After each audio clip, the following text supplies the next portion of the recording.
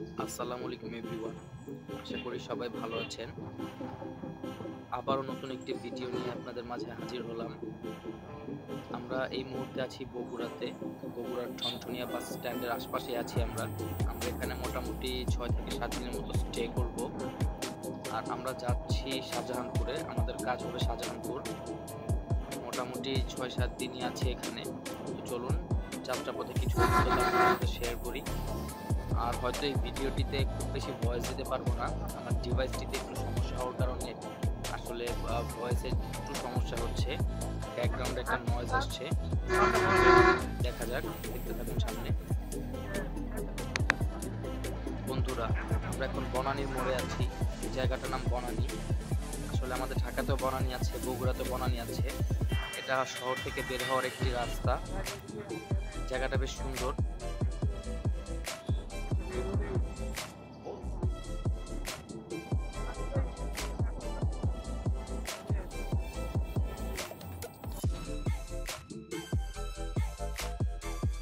বন্ধুরা, বগুড়া শহরটি বেশ সুন্দর, বেশ পরিপাটি গোছানো। মোটামুটি আমরা অনেক কিছু এখানে দেখেছি। এখানে অনেক ইন্ডাস্ট্রি আছে, মিল কারখানা আছে, একমির ফ্যাক্টরি আছে। তাছাড়া মোটামুটি অনেক নামি দামি ফ্যাক্টরিও আছে এখানে। আসলে মানুষজন বগুড়াকে নেগলেক্ট করে কি জন্য আমি জানি না, তবে বগুড়া শহরটি আমার কাছে বেশ ভালোই লেগেছে। সিটিটা বেশ উন্নত, খুব বেশি ট্রাফিক জ্যামে পড়তে হয়নি। এমনি অন্যান্য সিটিগুলোতে যেমন আমরা জ্যামে পড়ি, এখানে হয়তো আমরা সর্বোচ্চ 2 থেকে 3 মিনিটের জ্যাম পেয়েছি, এছাড়া কোনো জ্যামই পাইনি টোটাল রাস্তায়। সংযোগ সড়কগুলো শহরের ভেতরেও আহামরি খুব বেশি জ্যাম পাইনি। আর বগুড়াতে ক্যান্টনমেন্টও আছে, র্যাব 12-র একটা অফিসও আছে এখানে। বামে আপনারা দেখতে পাবেন cantonment board high school and college. এটা বিশাল বড় একটি কলেজ। মোটামুটি বাংলাদেশের র্যাঙ্কিং ভালো একটি র্যাঙ্কিংয়ে থাকে এই কলেজটি।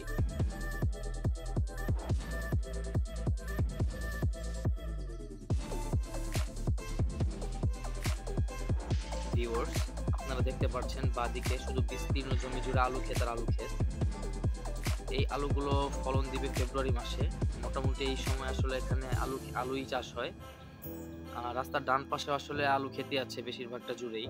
আমি সিএনজির বাদিকে বসায় আসলে আপনাদেরকে ডান দিকের ভিউটা দিতে পারছি না, তবে ইনশাল্লাহ আসার সময় আমি আবার সিএনজির বাদিকে বসবো, তখন ইনশাল্লাহ আপনারা ডান দিকের ভিউগুলো দেখতে পারবেন। বন্ধুরা, আপনার বাদিকে দেখতে পাচ্ছেন ফায়ার সার্ভিসের একটি স্টেশন। এটা বগুড়া শহর থেকে বেশ একটু দূরে হয়ে গিয়েছে, তবে আমার মতে এটি আর একটু ভেতর দিকে হলে ভালো হতো।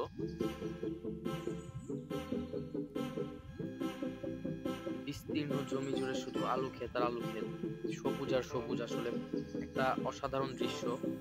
ক্যামেরায় কিরকম দেখতে পাচ্ছেন আমি জানি না, তবে আমি যখন দেখেছি আমার কাছে খুব ভালো লেগেছে। মনোমুগ্ধকর একটি দৃশ্য।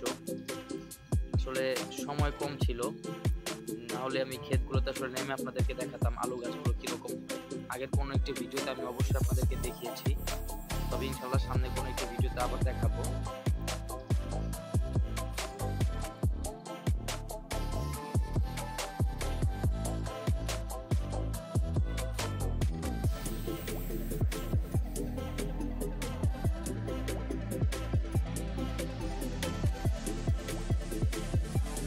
বন্ধুরা, আমরা সিটি থেকে নামবো।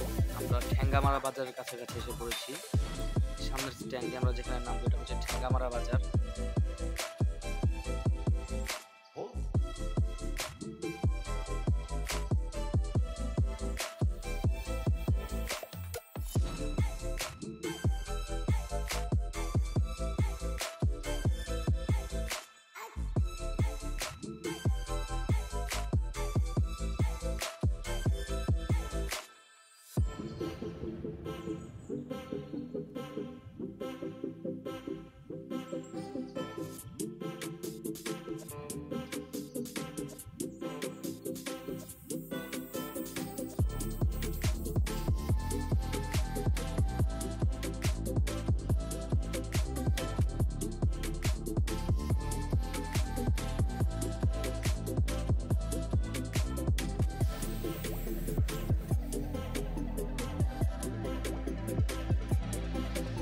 বন্ধুরা, আমরা পুরো রাস্তার মধ্যে আসলে অনেক খেজুর গাছ দেখেছি। এখানে খেজুরের রস খেতে হলে মোটামুটি 6টার আগে আসতে হবে। আমি খেজুর গাছের এক লোকের সাথে কথাও বলেছিলাম, তো সে বলছিল যে 6টার দিকে আসলেই হবে, তাহলে আমরা ফ্রেশ তাজা খেজুরের রস খেতে পারবো। কিন্তু আসলে আমি একটু ঘুম পাগল আর একটু অলস টাইপের আসলে, যার জন্য চাইলেও আসলে আসতে পারবো না। তবে দেখি ইনশাল্লাহ কোনো একদিন অবশ্যই আসবো, আপনাদেরকে দেখাবো খেজুরের রস কিভাবে গাছ থেকে পারে। গ্রামের এই আঁকা বাঁকা পিচ ঢালা রাস্তা বেশ ভালোই লেগেছে। গ্রাম অঞ্চলের রাস্তাগুলো এখন পাকা হয়ে গিয়েছে, বেশ সুন্দরই লাগছে। আমরা এই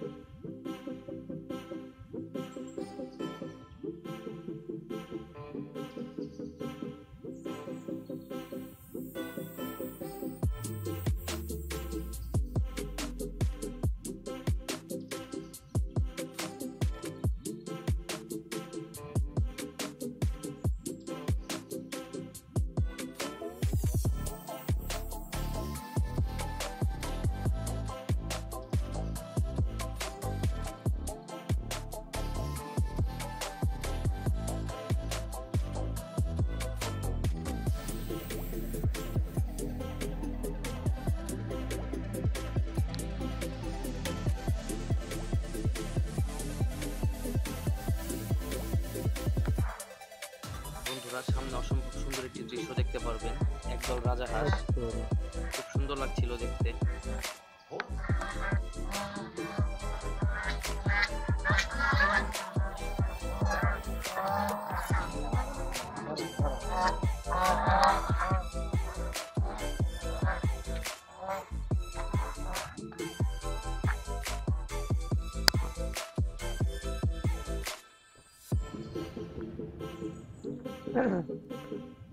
আলাই ছোটার সময় এবার চাইছিলাম না।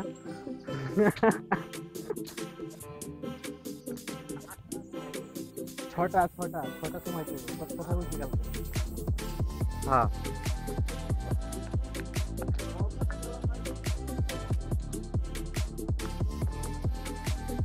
কোনো গাছ নাই, গাছ থাকলেও কম, এনে তো জায়গায় জায়গায় গাছ দেখুন যেত। আরে ভাই একদিন একটু ভাঙ্গায় তাড়াতাড়ি উঠতে দেবো।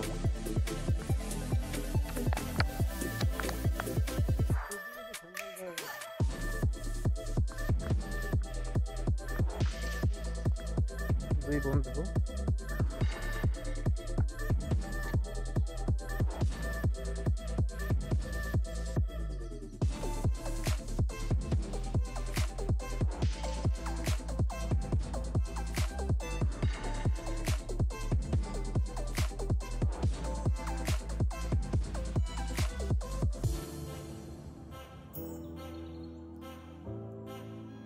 আমরা এই মুহূর্তে কাজলগৌড়ি গ্রামের ঠিক মাঝামাঝি প্রান্তে আছি। এই পুকুরটি আসলে মোটামুটি মাঝামাঝি ধরা যায়। আমরা যতদূর হেঁটে এসেছি অপোজিট পাশে ঠিক এতটুকুই আছে, আরো একটু কম বেশি হবে হয়তো। তারপর থেকে আবার ধানি জমি, আমরা ধান ক্ষেত দেখেছি, এখন আবার সেখানে আলু চাষ করা হচ্ছে।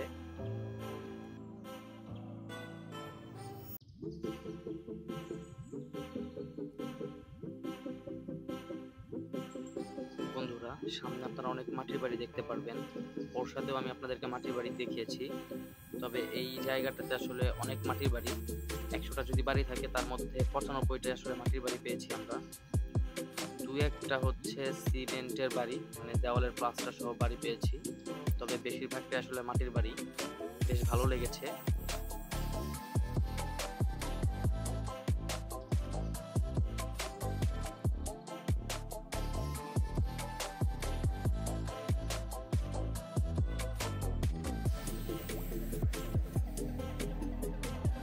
আজকের মতো কাজ শেষ, ফিরে যাচ্ছি। তবে যাওয়ার সময় আমিনুল ভাই আমাদেরকে সুন্দর একটি গান গেয়ে শুনিয়েছেন। চলুন আমরা গানটি শুনবো কিছুক্ষণের মধ্যে। ভাইয়া একটা গান শোনান না ভাইয়া। না না ভাই, গান শোনালে নাক বন্ধ হয়ে থাকবে। আরে শোনান না, একটা গান শুনি। হাঁটু ভাঙ্গা সিঙ্গারের একটা গান শুনতে চাই আমরা।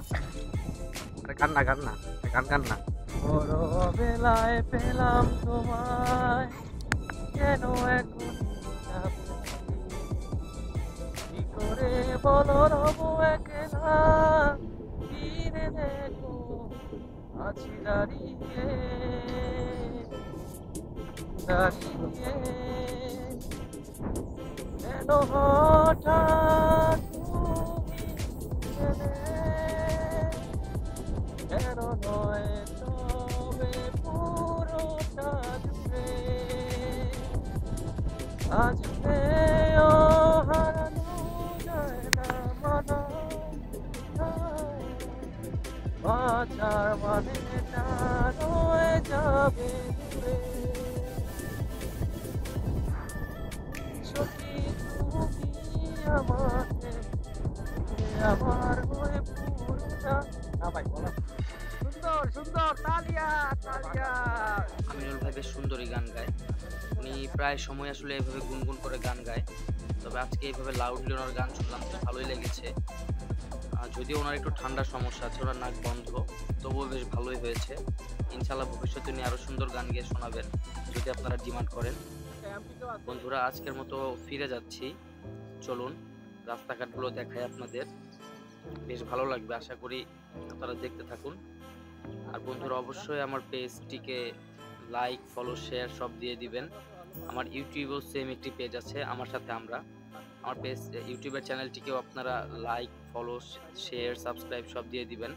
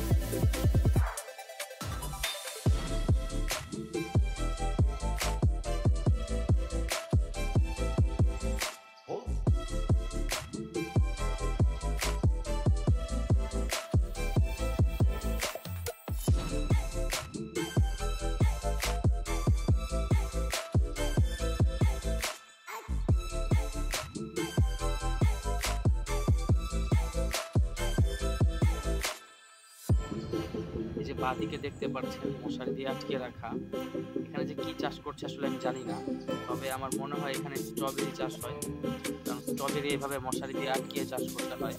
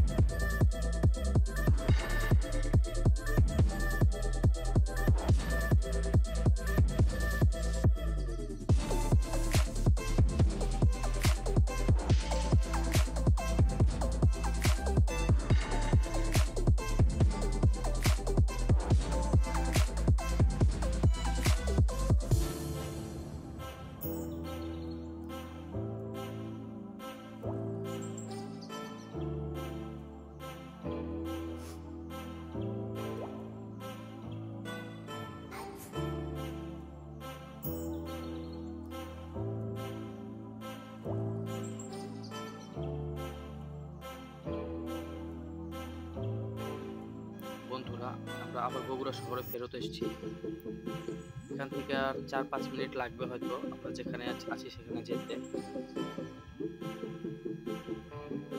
আপনারা দেখতেই পাচ্ছেন খুব বেশি যানজট নেই। ঢাকা সিটিতে আসলে এইরকম সময় জ্যামে আসলে আমাদের বাসেই বসে থাকতে হয় অথবা সিএনজিতে বসে থাকতে হয়। সেই তুলনায় বগুড়া শহর বেশ ভালোই। আমার কাছে সুন্দর লেগেছে বগুড়া শহরটি।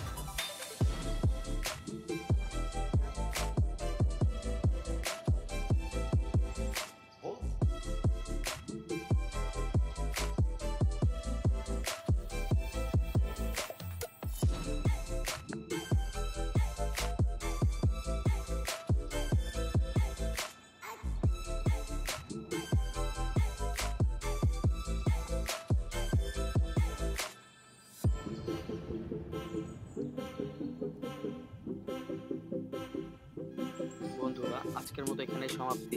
ইনশাআল্লাহ সামনে কোনো একটি ভিডিওতে আবার অবশ্যই দেখা হবে। আমার জন্য দোয়া করবেন। ভালো থাকবেন, ভালো রাখবেন। আসসালামু আলাইকুম।